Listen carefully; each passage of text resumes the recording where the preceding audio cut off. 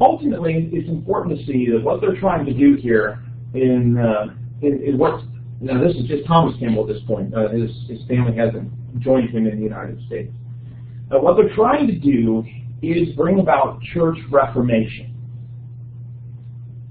They're not, I mean, some of these things sound restorationist, right, by going back to the commands, going back to the approved precedent. But it is, I mean, the language they're using is more of reform rather than restore. And so they want to see, Campbell and the Christian Association in Washington want to see Reformation taking place. It's not meant to be a church, and so they try to find recognition in a variety of churches. They go to the Presbyterian Church, feeling a lot of them were Presbyterians, but of course Campbell at this point had been suspended, had left the Presbyterian Church. They try to join the Presbyterian Church USA, not the Seceders. But that synod doesn't really want to recognize them, feels that they're not truly Presbyterian. I'm sorry, the Seceders, what distinctified them from the Presbyterians of the USA? Well, the Presbyterian Church USA was more of that one that had the General Assembly kind of model, where the General Assembly chose the ministers. So even it's kind of reconstituted form in the United States of what was back in Ireland and Scotland. And then the Seceders, they had the thing at the nod.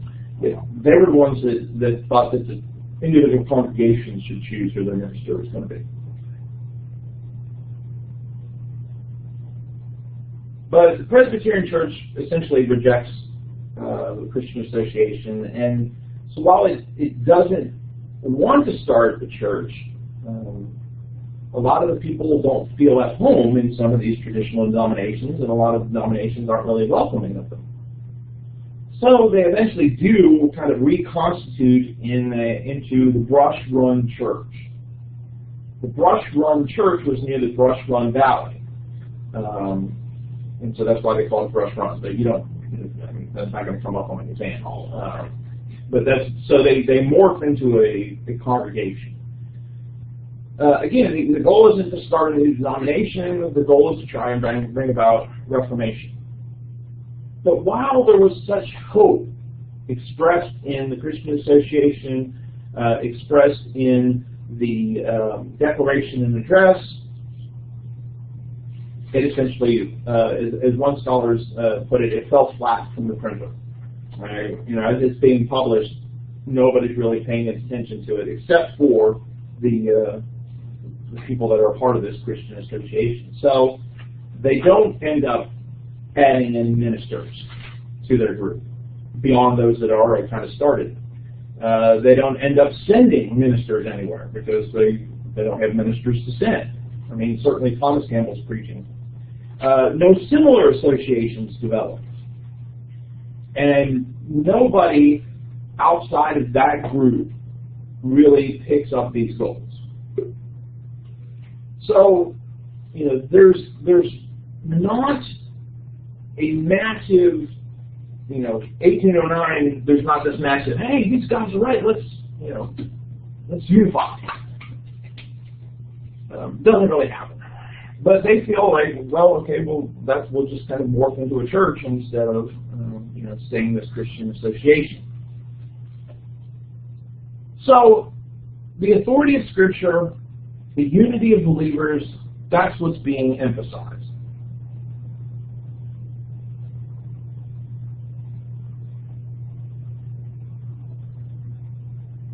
The name that this group becomes known as from outsiders is reformers.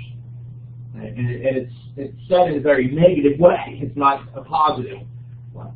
And so that happens with a lot of groups. The Puritan wasn't a name they chose, it was a name that was used for them. Mormons, same kind of thing. It wasn't a name they chose, it was a name that was used for them. Reformers wasn't a name they chose, it was a name that was used for them. So Reformers, Puritans, and Mormons, they had that name. Yeah, there are other names, as Lutherans. the term Lutheran wasn't even the name that they chose for themselves. It was people, it was used by outsiders to talk about those people that follow Luther, those Lutherans. But it eventually sticks. Luther, of course, probably didn't really want that, but that's what happens is people that are influenced by his ideas, outsiders start referring to them as Lutherans. That's how it was called the Fire Luther. Yeah. Named it. No.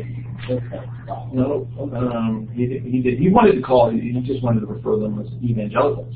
Because of that word being gospel, and that's what he sees himself doing is returning to the gospel. Wow. So church reformation doesn't seem to be making too much of a case there in southwest Pennsylvania and Ohio and Virginia. Shortly after Campbell publishes a declaration and address, his family will arrive.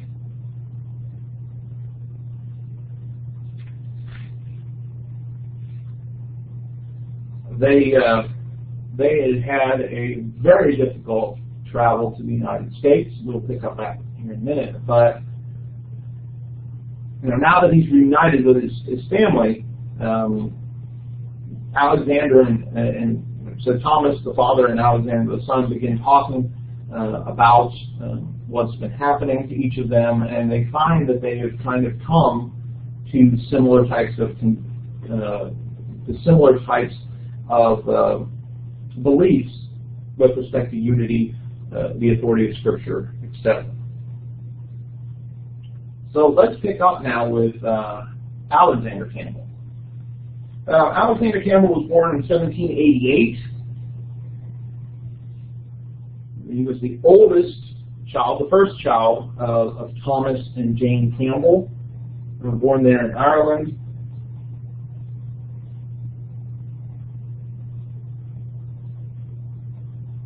If you remember, we talked about how Thomas Campbell had started a school to help supplement his income so that he could afford to care for his family. And so Alexander was trained in that school and grew up studying under his father.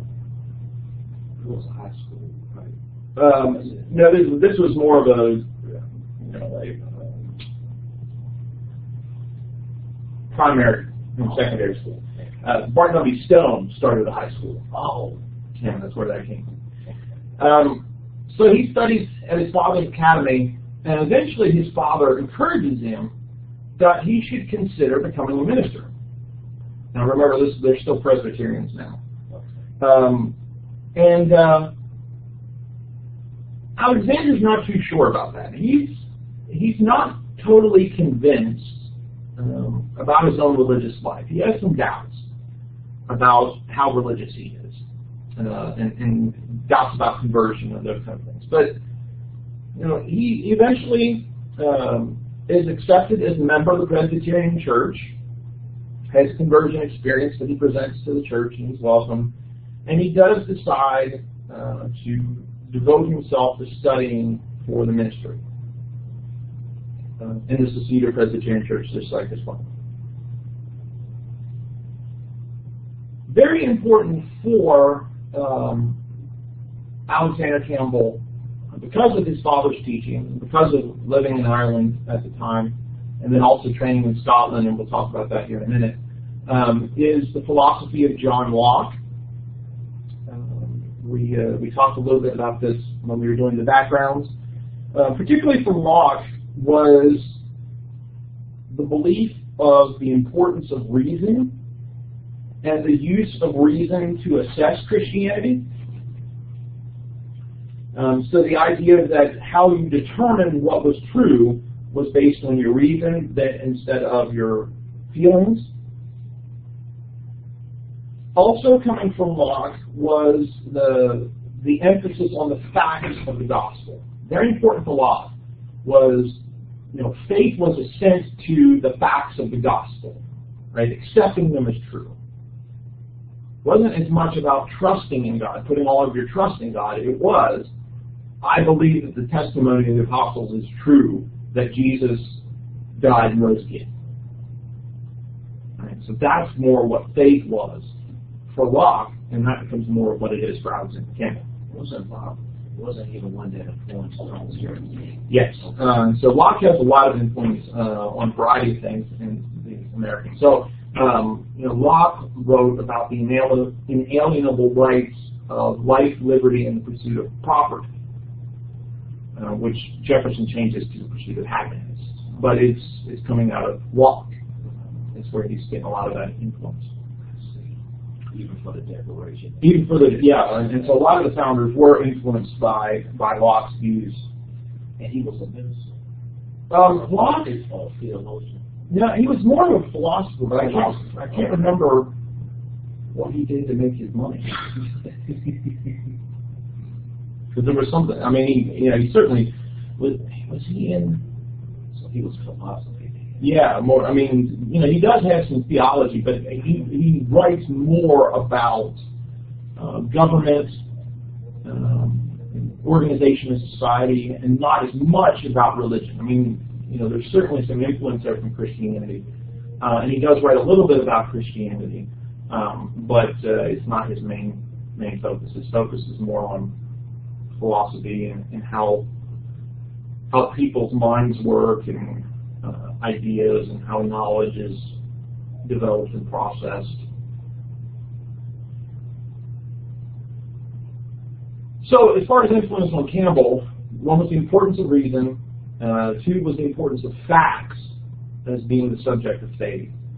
The unity of believers also came from Locke. Locke had also argued for the importance of freedom of conscience when it came to religion, and so that would have been important as well. So Locke has several things that come out of his religious views that are very influential on the elder Campbell, Thomas Campbell, but also more so on Alexander.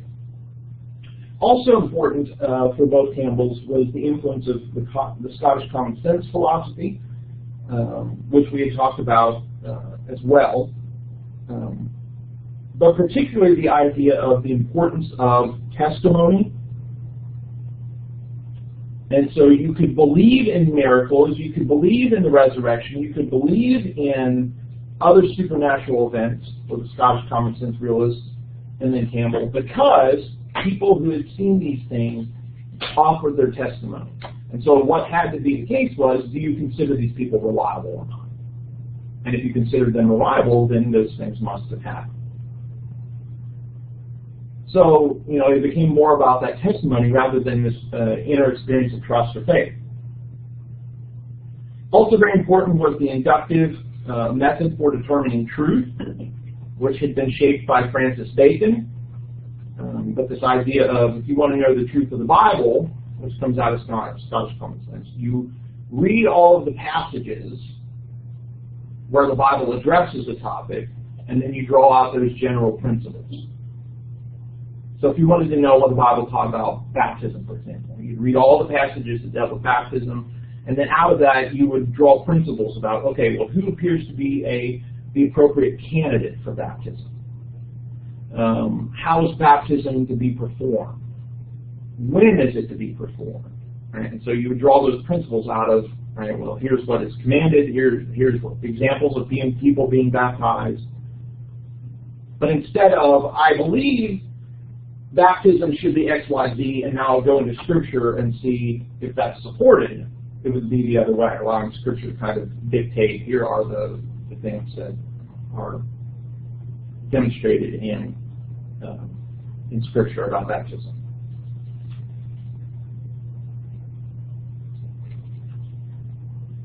After Thomas Campbell had been in the United States for some months, he calls for his family to come in. He was ready for them. And so the family starts out, and they shipwreck. Well, the time that they started to go out was getting close to winter weather, so they actually, even though they survived the shipwreck, everybody's safe, etc. And so they want to plan to go again, but they've gotten to the poor traveling weather season. So now they're kind of stuck. They got to wait until the weather gets better. And so Alexander Campbell enrolls in the University of Glasgow, just like his father had. And so they stayed there actually longer than what was needed for him to finish up with school. And there he meets people of the Haldane movement, which we talked about, comes in contact with the teachings of the Sandemanians, the Glassites, which we talked about. So these restorationist groups, but they didn't emphasize Christian unity so much, but they did emphasize restoration.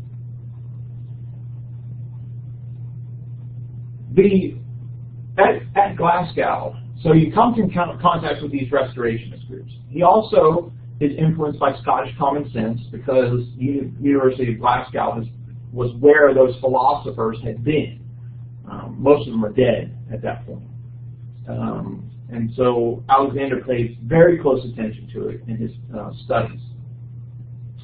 In 1809, the family tries to sail to the United States again. They do have some difficulties, but eventually they do arrive safely. They meet up in eastern Pennsylvania with Thomas Campbell, and again, they realize they've been coming to similar conclusions about what they want to see happen in Christianity. You said that they didn't emphasize Christian unity, but they did emphasize, what was that, Restoration. Restoration. And so here's where he starts getting in contact with this restoration type of concept. But these groups didn't say, we're restoring the church in order to bring everybody together. It was, we're restoring the church. So we'll end here today with the two Campbells, father and son, meeting back up, finding that they have been coming to similar conclusions. And so we'll pick up on Tuesday with going from there, the story from that point. Don't forget as well, the second essay due a week from tomorrow. The February 3rd. February 3rd. And don't forget as well, the first exam coming up for 7th. So if you have any questions about the study guide, feel free to get in contact with me.